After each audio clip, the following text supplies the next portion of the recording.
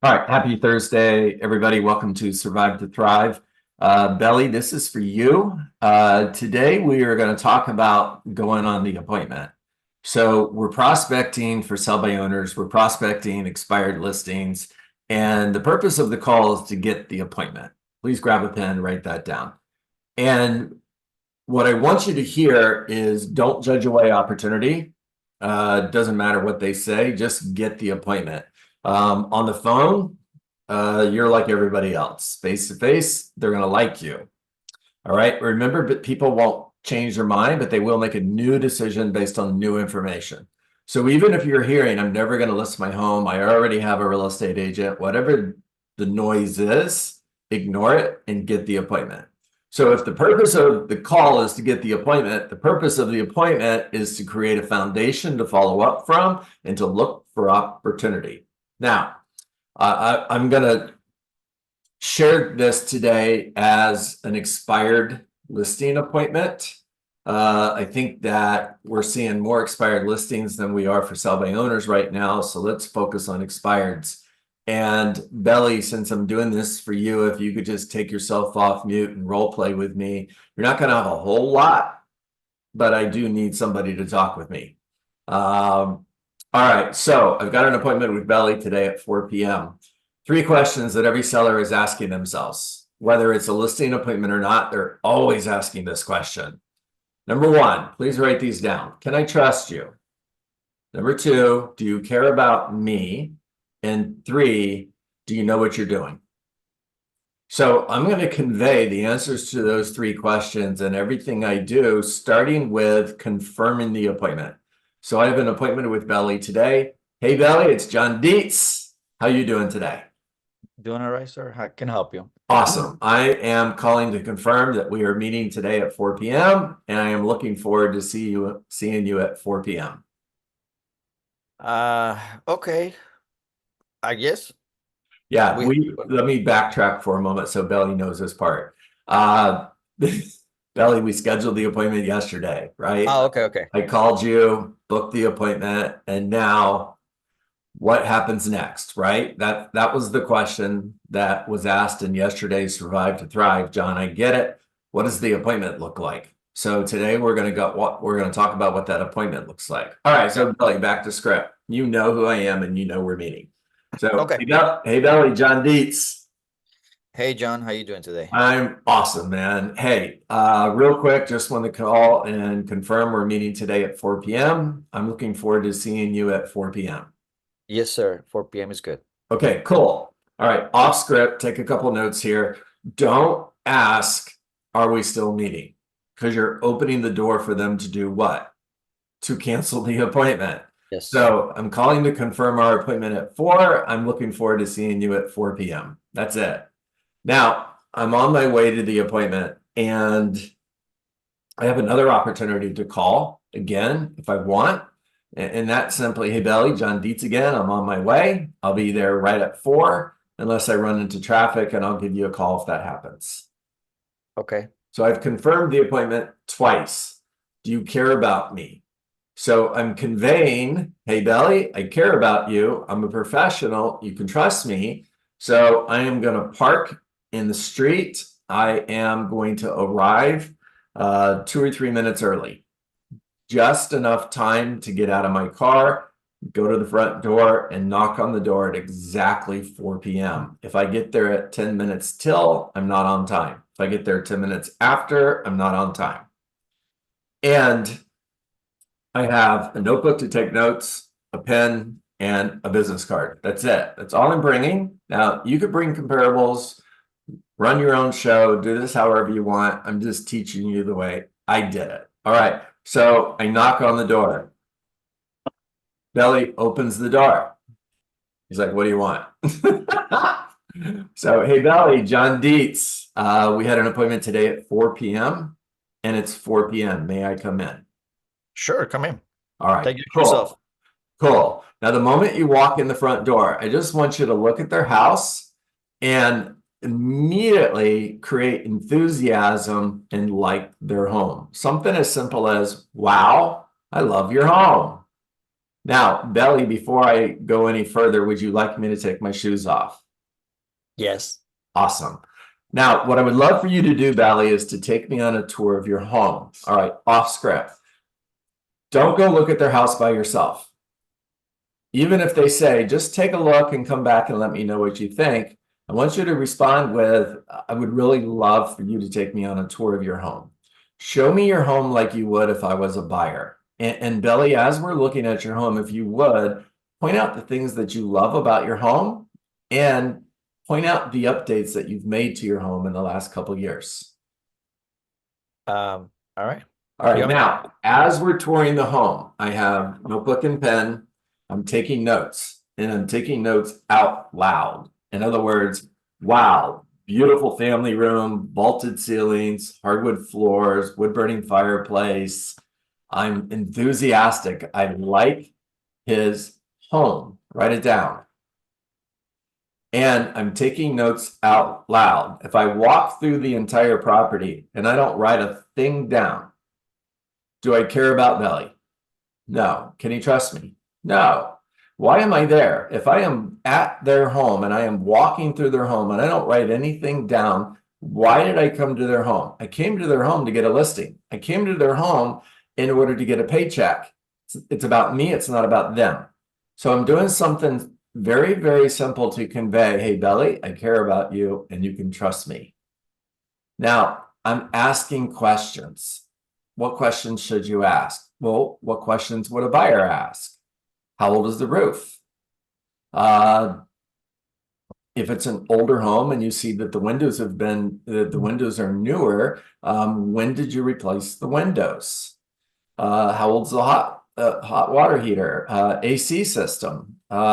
Anything that a buyer would ask. Okay, ask those questions. It's important. If they're on the water and you walk out back and you see boats, do you have direct access to the Gulf of Mexico or the Atlantic Ocean, or for our California peeps, to the Pacific Ocean, right? Do you have direct access to open water, or are there any fixed bridges that you have to go under? That's important, because if you have a buyer that's looking at waterfront home and they have a boat, they're going to want to know, do I have direct access to the ocean, or are there bridges that I'm going to have to go under that are going to limit the size of my boat? Important. All right. So what kind of questions would a buyer ask? Those are the questions you're going to ask. Now, you walk into the kitchen. It's a beautiful updated kitchen. Holy cow, Belly, I love your kitchen. Man, granite countertops, maple cabinets, stainless steel appliances. Did you update the kitchen, Belly, or was it like this when you bought it? I updated it Man, you did an amazing job. How long ago did you do this? about 2 years ago. Okay. Now, here's a good question to ask, all right? If it was within the last couple of years. Good question to ask is, sorry guys, is, when you updated your home, did you know you were going to be selling in a year? No. Yeah, okay. Drop a bomb, walk away. You're going to come back to this one later, but you're just asking the question, okay? The answer is probably going to be no, because a kitchen update's a lot of money. And I'm not going to do that if I'm moving in a year, more than likely, okay? Now, I'm continuing to take notes, I'm continuing to ask questions, and we're going to end the preview at the front door.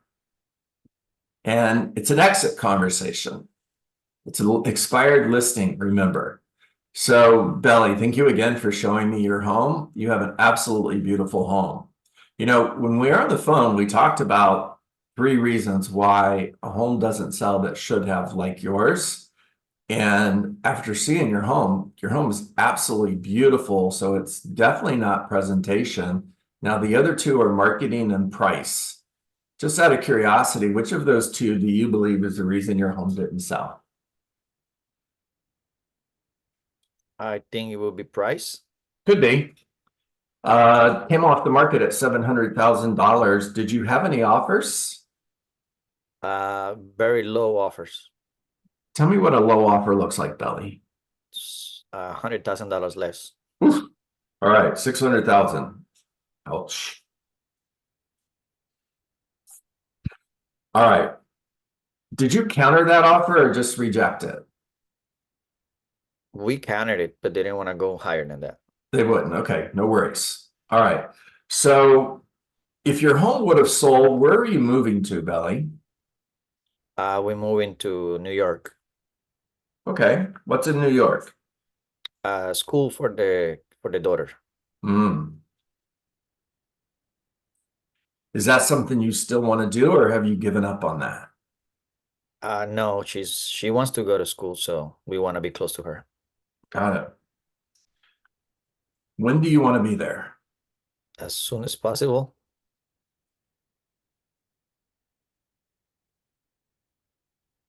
Okay, Belly, here's what I'm hearing. You still want to sell your home, is that correct? Yes. Okay. And you want to sell your home in order to get to New York so that you could be close to your daughter, is that correct? Yes, All right. And it sounds like you're pretty motivated. I am. Yeah, okay. So if the market rejects some at $100,000, what's plan B? I haven't thought about that yet. Okay. What does an offer look like that you would accept? At least to bring it around 675. Okay, fair Mark. enough. All right.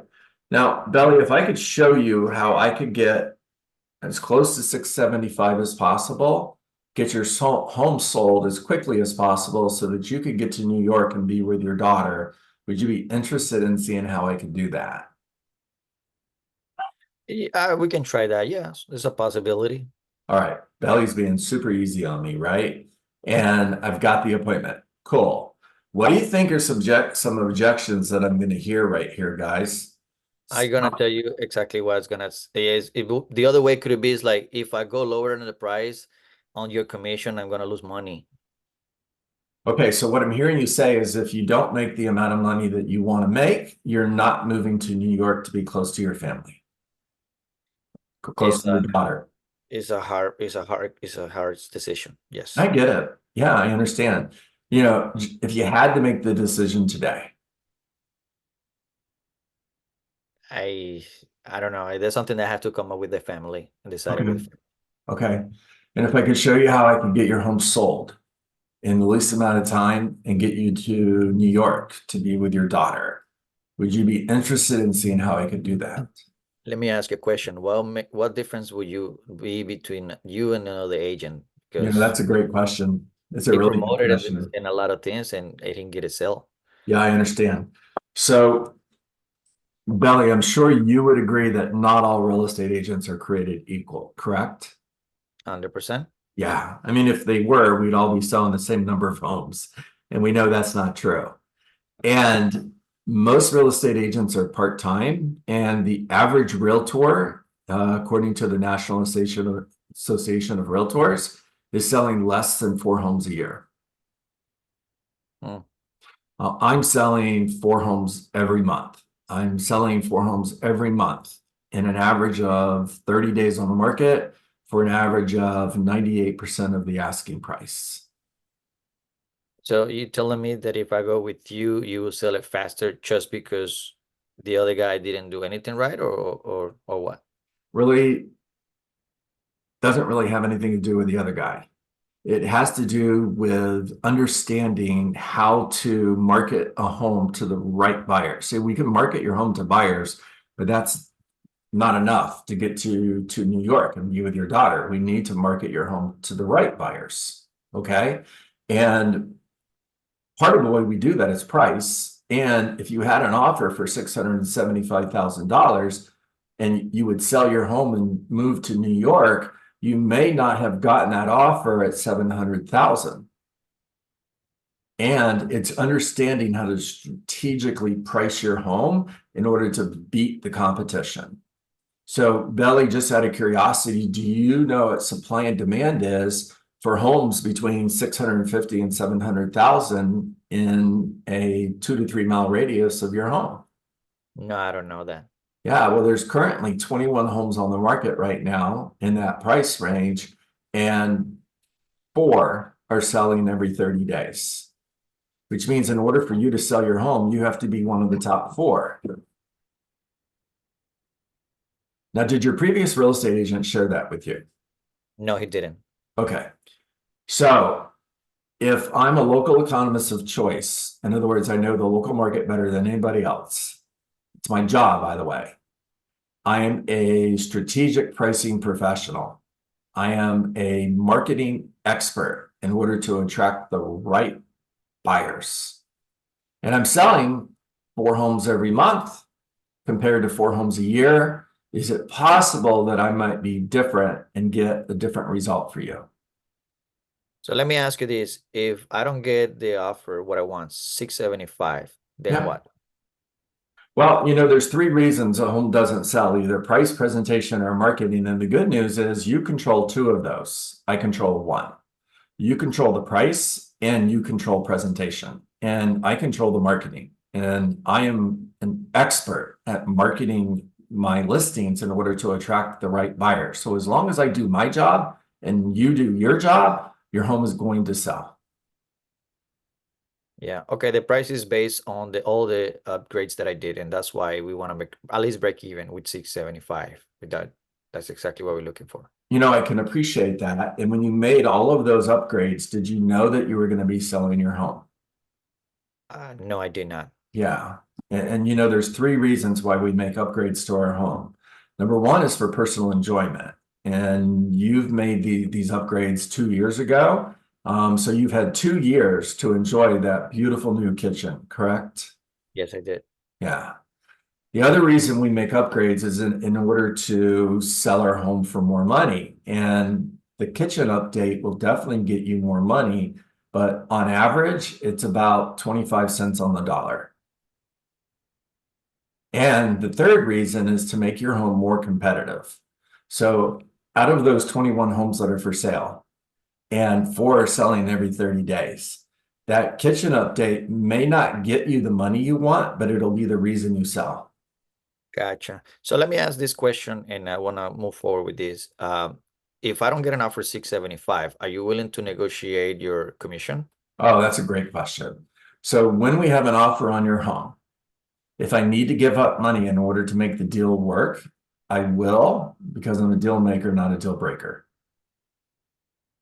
How much does it cost you to hire me if I don't sell your home, Belly? It's costing me money. Well, how much money are you paying me if I don't sell your home? If nothing, I will not pay you anything. Of Nothing. Right. course. So my commission doesn't really matter until we actually have an offer on your home. And the only way you're going to pay me is if you get an offer that meets your goals. Okay. So hopefully let's get this 675 because I'm not making less than that. And if it's an offer that is coming lower than that, you have to, work with me on that fee, what you charging me. No worries. So tomorrow at 4, or you want to sit down right now? In this situation, I mean, I did half the listing presentation at the front door, right? In this situation, I think we're going to just go sit at the kitchen table and go through a needs analysis and list Belly's house. All right. Talk to me. What do you think? That was good, real life, right? And I want to hear, Belly, what you think. Let's start with you. How did that feel? Did it feel scripted? Did it feel rehearsed? Did I sound like a robot? Was I coming to you with commission breath? Tell me how it felt to you. No, you feel that you were on the same level with me. What my goals are, trying to make those goals. Let's see the results that I want. And at the same time, you are flexible to make it happen. So that obviously brings a great perspective, like I would love to hire you because you are willing to, bend yourself a little bit as far as the situation goes. Okay. Okay. By the way, you did a great job on your role play. Thank you. Everybody else, what are your thoughts? Hey, John, Eric. Talk to me, Eric. You're saying price, presentation, or marketing? Yes. The 3 reasons. Is Yes. presentation the same thing as condition? Yes. Okay. It is. Third one on the 3 reasons to improve your property, personal enjoyment, sell for more money, and what was number 3? To be more competitive in a to be more competitive in a buyer's market so that a buyer would choose your home over all of the other properties that are available. Okay. I had a home one time that was on the market, nice house. The only thing that they needed to do was get the wallpaper down in the kitchen, right? And 3 months later, 4 months later, lots and lots of showings, no offers. And I told them on the listing presentation, after we listed their home, here's one of the things we're going to want to do in order to make your home more competitive. Their response was, we don't want to do it. It's a pain in the ass. So 3 months later, we went back to the same conversation and I asked them, is it possible there's a buyer out there that would buy your home today? But they're not, because taking that wallpaper down would be a pain in the ass. Well, their response was yes, and they took it down and we sold it in 2 weeks. That's an example of presentation. Second question. Is this setting up for two-stop listing appointments? Normally it is. Belly just asked so many questions that at this point, I'm just going to go right to the kitchen table. If Belly's ready to have that conversation, I have both decision makers at home. Otherwise, we're going to schedule the next appointment, which is going to be immediately the next day. Right.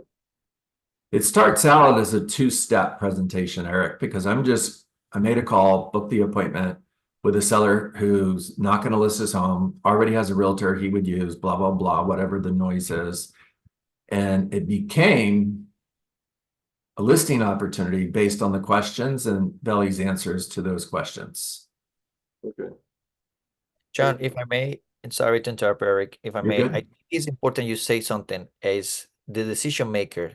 Could be you speaking to the husband, and keep in mind the wife also be part of this conversation, should be, or maybe she's not. So that would be something you have to think about that when you. Right. So when I go on the initial appointment, Belly, I'm not asking are both decision makers going to be there. Here's why. Because that makes it a listing appointment. And you don't want to list your home. So I'm just booking the appointment. If they're both there, great. If they're not, that's fine too.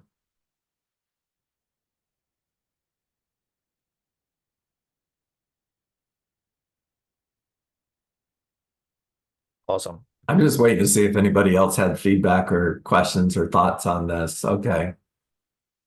You don't, which means we must have done an amazing job, Ellie. All right. I see Joanne smiling. I know you want to talk, Joanne. You're dying, aren't you? You're like, oh, I want to talk. I want to talk.